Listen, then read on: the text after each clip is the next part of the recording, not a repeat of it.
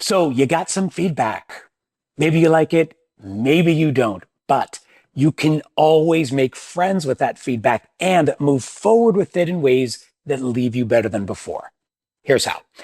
Show gratitude. Thank the person for giving you feedback. Look, you still thank the dentist for filling your cavity even though it hurt, right? Same for feedback. You're not thanking the person for the pain you feel now. You're thanking the person for the benefits you stand to enjoy. Be grateful. Adopt a learning mindset. Let the person know that you intend to think about that feedback. Ask questions to better understand their point of view.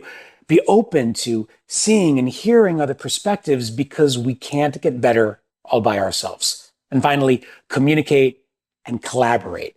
Close that feedback loop by sharing your plan for growth. And better yet, ask others for their ideas and how you might develop a plan to move forward.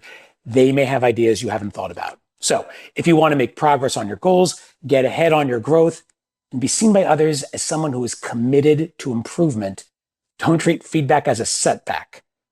View it as a starting point.